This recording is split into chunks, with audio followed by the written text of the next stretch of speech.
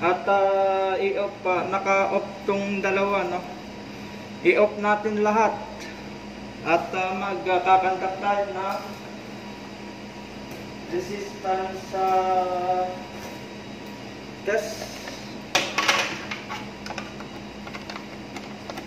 Gamit itong ating tester.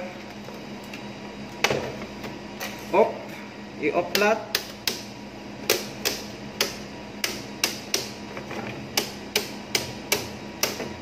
Dahil may nadedetect ang breaker natin na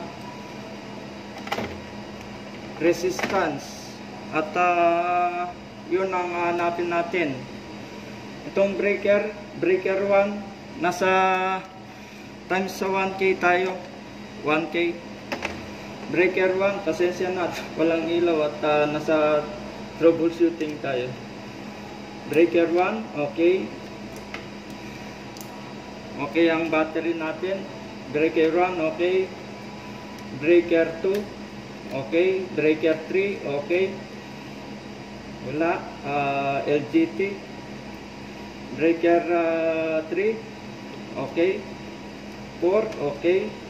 3, okay. Ground test.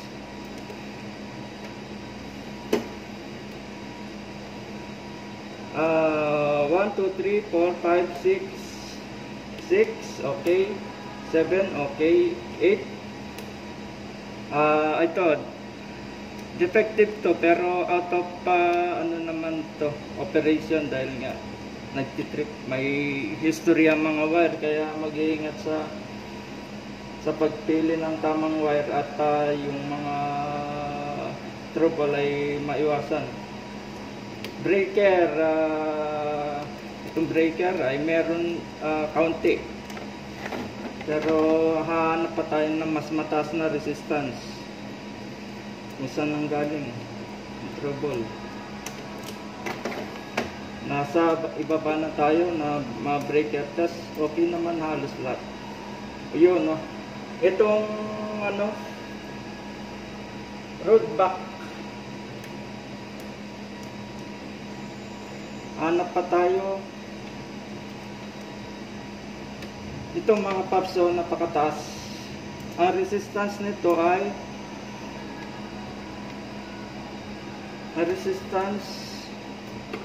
itong ST3. Ang resistance nito ay, check natin, ay mga nasa 20K ang resistance. 20K. So hindi natin muna i-operate ito. Tapos yung dito sa load side ng breaker, test na rin kung may grounded dito sa linya. Okay, nandito. Ayan, no, napakataas. So yun lang ang troubleshooting. Hanapin natin ang linya na ito na maaring natapakan ng contractor. Okay, safe na ngayon na i-on. Verify this last. Okay naman ito. Para mag-operate, i-on muna natin to, yung mga ilaw at kinakailangan.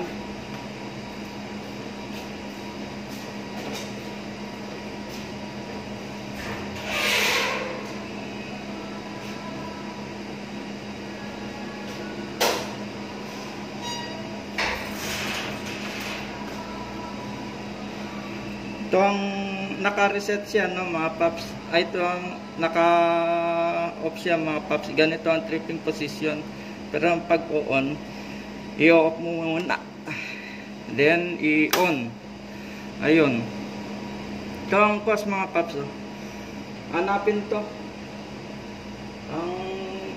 May markings dito eh.